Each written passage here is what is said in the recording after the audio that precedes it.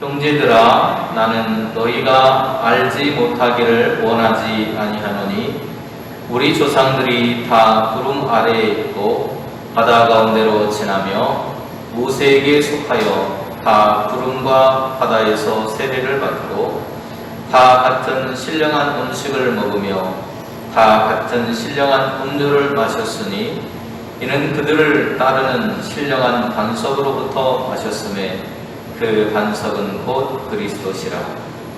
그러나 그들의 다수를 하나님이 기뻐하지 아니하셨으므로 그들이 광야에서 멸망을 받았느니라. 이러한 일은 우리의 본보기가 되어 우리로 하여금 그들이 악을 즐겨한 것 같이 즐겨하는 자가 되지 않게 하려 함이니 그들 가운데 어떤 사람들과 같이 너희는 우상 숭배하는 자가 되지 말라. 기록된 바 백성이 앉아서 먹고 마시며 일어나서 뛰는다 함과 같으니라. 그들 중에 어떤 사람들이 음행하다가 하루에 23,000명이 죽었나니 우리는 그들과 같이 음행하지 말자. 그들 가운데 어떤 사람들이 주를 시험하다가 뱀에게 멸망하였나니 우리는 그들과 같이 시험하지 말자. 그들 가운데 어떤 사람들이 원망하다가 멸망시키는 자에게 멸망하였나니 너희는 그들과 같이 원망하지 말라.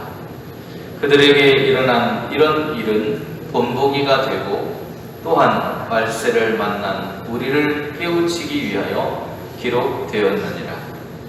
그런즉 선줄로 생각하는 자는 넘어질까 조심하라.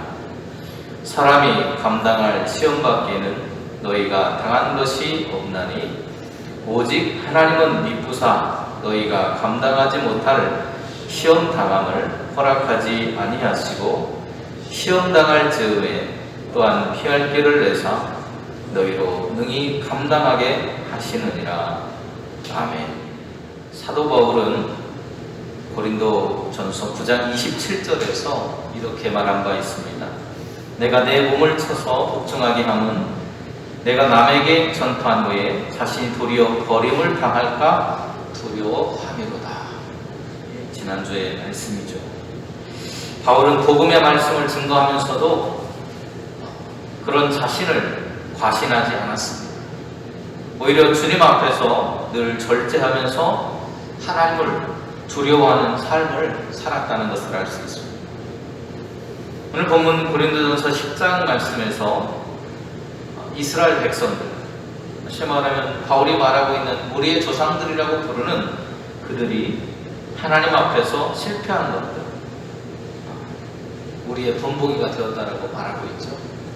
바로 그러한 모습을 보여주면서 우리는 그렇게 살지 말아야 됩니다라고 말해주고 있다는 것입니다.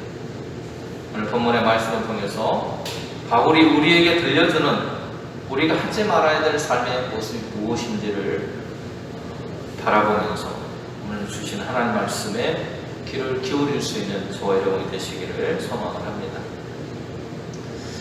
바울은 1절에서 5절에 우리가 꼭 기억해야 할 것이 무엇인가에 대한 이야기를 하는데요. 1절 말씀 보면 우리 조상들이 다 구름 아래에 있고 바다 가운데로 지나며 모세에게 속하여 세례를 받았다, 이렇게 시작을 하고 있습니다. 여기에는 이스라엘의 역사가 숨겨져 있어요. 430년 동안 종살이하던 애국, 그들의 힘으로는 도저히 나올 수 없었던 바로 그곳에서 그들이 나올 수 있었던 것이 하나님의 은혜 때문이었고 그 은혜를 통해서 구원을 받았다라고 하는 이야기를 하고 있는 겁니다. 그리고 구름기둥과 불기둥을 통해서 그들은 그들의 걸음 속에 보호함을 받았고 또 홍해를 가르시는 하나님의 그 은총을 통해서 그들은 더 이상 종되었던 과거의 삶에 머물러 사는 것이 아니라 새로운 인생을 출발할 수 있게 되었다라고 바울은 가르쳐주고 있습니다. 그런데 어떻게 구름 기둥에 인도를 받고 바다를 통과하는 것이 세례가 되었는가? 라고 하는 것을 우리는 질문할 수 있을 것 같아요. 바울은 이 모든 과정들을 세례에 비유하고 있습니다. 세례가 무엇인가를 우리가 생각해 봐야 될 것 같아요. 세례라고 하는 것은 우리가 누군가에게 이제는 속하게 된 사람이 되었습니다 라는 것을 증명해 주는 것입니다. 우리가 세례받을 때 성부, 성자, 성령 삼위일체 하나님의 이름으로 세례를 받습니다. 이 말은 나는 예수 그리스도와 하나가 되었습니다. 예수 그리스도에게 속하였습니다. 나는 예수님의 백성이 되었습니다. 삼일체 하나님의 백성으로서 이제는 살아가게 되었다라고 하는 그 이야기를 세상 사람들에게 공표하는 그 예식이 바로 세례라고 할 수 있습니다. 그래서 이스라엘 백성이 애굽에서 나와서 모세의 인도를 통해서 바다를 통과하게 되었고, 모세와 완전히 하나가 된 그 모습을 세례라고 바울이 표현을 하고 있습니다. 출애굽한 이스라엘 백성들은 사람이 살 수 없는 황량한 땅, 광야, 특별히 시내산 광야로 들어가게 되었습니다. 거기에 들어갔더니 모든 것이 풍족한 애굽의 삶과는 정반대의 모습. 그들이 앞으로 들어갈 가나안 땅과도 다른 곳이었습니다. 거기에는 먹을 것도 없고 마실 것도 없었습니다. 더욱이 그들의 수가 200만 명을 넘어섰다고 성경은 가르쳐 말하고 있어요. 그 숱한 사람들과 또 수천 마리 되는 가축들을 먹여 살린다라고 하는 것은 그들이 광야에서의 그 모습으로는 결코 불가능한 일이었다는 겁니다. 그들이 지금 들어가고 있는 땅은 죽음의 땅이라고 불려도 다르지 않을 그런 곳으로 들어갔습니다. 그런데 그곳에서 그들이 살아남을 수 있었던 이유가 무엇이었느냐면 하나님께서 아침마다 만나를 내려주셨다는 것입니다. 그 만나를 통해서 그들은 40년 동안 굶어 죽지 않고 그 광야를 버텨낼 수 있었습니다. 또 그들이 목마르할 때 큰 바위를 지팡이로 쳐서 갈라놓으시고 그 틈에서 솟아나는 생수를 그들이 마실 수 있도록 하나님께서 인도해 주셨습니다. 그러기에 이것들은 사람들이 노력해서 얻은 음식도 아니고요, 땅을 파서 마시는 물도 아니었다는 것을 알 수 있습니다.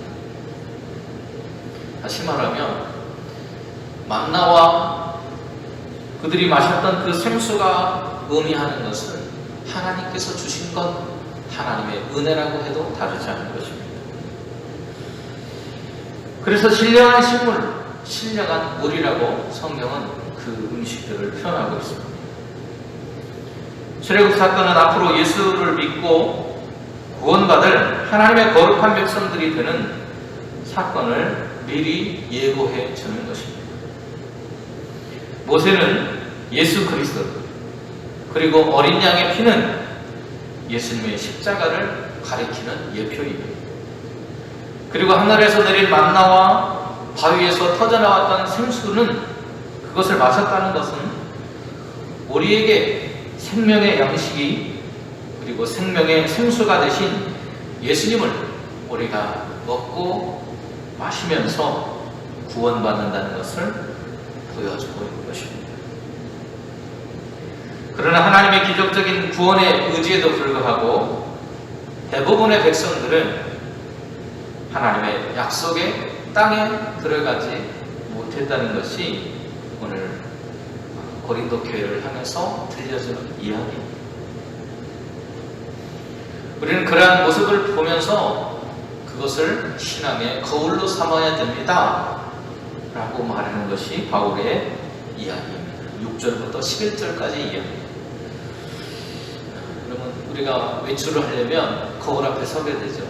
그래서 거울 앞에 서서 머리가 어디가 뜬 데는 없는지, 화장이 이상하게 된 곳은 없는지, 잘 되었는지, 때로는 거치기도 하고 하는 그런 모습들을 보게 되죠. 그것처럼 우리의 신앙의 모습은 우리의 신앙의 선진들의 삶을 통해서 그들이 살아왔던 삶의 역사를 통해서 알게 된다는 것입니다. 이스라엘 백성들은 하나님의 뜻을 거스르고 우상을 숭배하다가 하나님의 미움을 샀습니다. 그리고 그 결과로 멸망을 당했다는 것입니다. 이스라엘 백성들이 제물을 바치고 축제를 즐겼다라고 하는 이야기가 출애굽기 32장 6절에 나오는데 그 사건을 가리켜서 우리가 금송아지 사건이라고 말을 합니다. 이스라엘 백성들이 행했던 우상 숭배의 전형적인 모델입니다. 또한 간음에 대해서도 금하고 계시는데요. 민수기 25장을 보면 이스라엘 백성들이 간음죄를 범합니다. 미디안 사람들은 자신들이 불리해지게 되니까 미인계를 썼어요. 아름다운 처녀들을 이스라엘 사람들 틈에 끼워 넣어서 그들이 미혹되도록 했습니다. 여기에 미혹받은 이스라엘의 건장한 젊은이들이 전부 다 성적인 타락에 빠지게 되었습니다. 하나님께서는 이것을 보시고 참다 못해서 징계를 하시게 되는데 하루에 23,000명이나 되는 사람들이 목숨을 잃는 비극적인 사건이 일어났습니다. 출애굽 여정 중에 또한 호르산을 떠나서 광야를 행진하던 이스라엘 백성들이 또한 하나님과 모세를 원망하는 사건도 있었습니다. 민수기 21장 5절에 이렇게 말합니다. 어찌하여 우리를 애굽에서 인도하여 올려서 이 광야에서 죽게 하느냐. 하나님과 모세를 원망하는 이들을 향해서 하나님께서 심판하시기를 불뱀을 내리심으로 인해서 백성들을 물게 하셨습니다. 이 불뱀에 물린 백성들이 즉각적으로 회개하기 시작을 했어요. 그리고 모세에게 우리를 위해서 중보기도를 좀 드려주십시오 라고 하는 요청을 합니다. 하나님이 지시하신 대로 불뱀의 형상을 만든 놋으로 만든 뱀을 장대에 매달게 되고요. 그것을 바라보는 사람들이 그 죽음으로부터 고침받는 은혜를 입게 되었습니다. 그것을 오늘 본문에서는 간음으로 주를 시험하는 것으로 또 원망하는 모습으로 바울은 표현하고 있습니다. 오늘 우리의 삶이 하나님을 떠나게 되면 그것으로 인해서 우상숭배, 원망, 불평하는 삶으로 그 사탄은 우리를 이끌어가게 되는 것입니다. 믿음의 선배들의 삶을 보고 우리의 삶을 돌아봄으로 인해서 과연 하나님의 우리의 삶을 통해서 기뻐하시는 삶이라고 하는 것이 무엇인가? 또 하나님을 바라보고 감사와 찬송을 하는 삶을 사는 우리의 삶이 될 수 있었으면 좋겠다라는 것이 바울의 바람이었습니다. 그래서 오늘 11절에 바울은 이렇게 말합니다. 그들에게 일어난 이런 일은 본보기가 되고 또한 말세를 만난 우리를 깨우치기 위하여 기록된 것이라고 말해주고 있습니다. 그리스도에 대한 믿음과 자유를 오용하던 당시의 고린도 교인들을 향해서 바울은 선줄로 아는 사람들이라고 말합니다.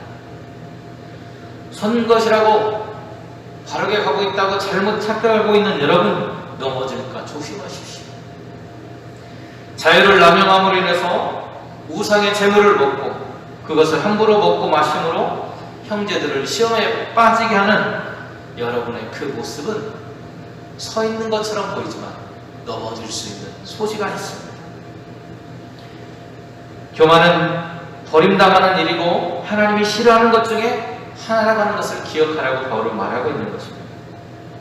영적인 구원을 확신하는 고린도 교회 당시의 성도들은 하나님의 나라를 얻기 위해서 자체적으로 기강을 채워야만 했습니다.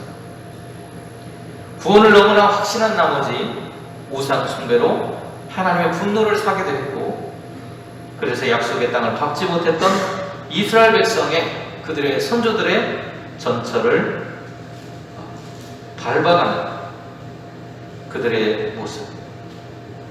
그래서 선조들이 멸망했던 것처럼 우리도 멸망할 수 있음을 기억해야 한다고 말하고 있는 것입니다.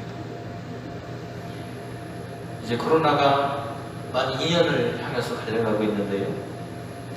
이 코로나 팬데믹 어려운 시절 속에서 우리는 살아가고 있습니다. 코로나가 찾아오면서 교회가 한 가지 깨닫는 것이 있습니다. 과연 교회가 하나님 나라를 위해서 온전히 걸어가고 있었는가? 교회는 과연 교회로서의 역할을 제대로 하고 있었는가를 스스로 점검할 수 있는 계기가 되기도 했습니다. 그래서 많은 사람들이 코로나는 그 길을 바르게 걷지 못한 한국 교회를 향한 하나님의 엄중한 경고였다고 말하고 있습니다. 그렇게 구약의 상황들을 바라보면서 거기에서 경고를 얻고 신앙의 삶을 회복하기를 바랐던 바울의 그 마음이 오늘 한국 교회를 향해서 바울이 동일하게 외치고 있다는 것을 기억해야 합니다. 우리가 생각해야 할 것은 우리는 완전한 사람이 아니라는 것. 우리는 완전한 자가 아니라 은혜로 세워진 사람들일 뿐이라고 하는 것을 기억할 때 우리는 넘어지지 않는 신앙을 살아가게 될 것입니다. 우리는 하나님의 은혜를 통해서 구원받은 사람이라고 하는 것을 늘 기억해야 합니다. 그것을 잊게 되면 교만에 빠지게 됩니다. 약속의 땅에 들어가지 못했던 이스라엘의 선조들이 그러한 모습을 우리에게 본보기로 보여준 것입니다. 지난주에 바울이 말해준 것처럼 복음을 전하고 복음에 참여하지 못하는 자가 될 수 있음에 우리는 늘 조심해야 합니다. 12절 말씀, 선줄로 생각한 교회를 향해 하나님은 오늘도 이렇게 말합니다. 그런즉 선줄로 생각하는 자는 넘어질까 조심하라. 늘 겸손한 가운데 낮아짐으로 섬기는 자가 되어야 합니다. 어려운 상황 가운데서도 늘 함께 하셨고 도우셨던 주님을 의지하고 교만이 아니라 겸손한 신앙의 모습으로 성숙해 가야 할 것입니다. 고난과 어려움을 우리도 경험할 수 있습니다. 그러나 교만과 불신에 빠지는 삶의 태도가 아니라 시험을 피하게 하실 하나님이 함께 하시다는 것을 기억하고 믿음으로 날마다 승리할 수 있기를 소원합니다. 13절은 이렇게 말합니다. 사람이 감당할 시험 밖에는 너희가 당할 것이 없나니 오직 하나님은 미쁘사 너희가 감당하지 못하는 시험 당함을 허락하지 아니하시고 시험 당할 즈음에 또한 피할 길을 내사 너희도 능히 감당하게 하시옵니다. 아멘. 기도하겠습니다. 은혜로우신 하나님, 인간이기에 연약하고 부족합니다. 그래서 신앙의 길을 온전히 걷고 싶지만 때로 우리의 믿음의 선진들이 그랬던 것처럼 우리도 실패할 수 있다는 것을 이 시간 깨닫게 되었습니다. 주님, 교만한 마음이 아니라 늘 겸손한 마음으로 주님의 은혜로 살아가고 있는 사람이라고 하는 사실을 기억하며 살아갈 때 넘어지지 않고 굳건하게 그 믿음의 자리에 서 있을 수 있는 신앙인이 될 수 있음을 다시 한번 깨닫습니다. 그 믿음의 여정 걸어갈 수 있는 저희들이 될 수 있도록 오늘도 성령으로 인도하여 주시옵소서. 예수님의 이름으로 기도드립니다. 아멘.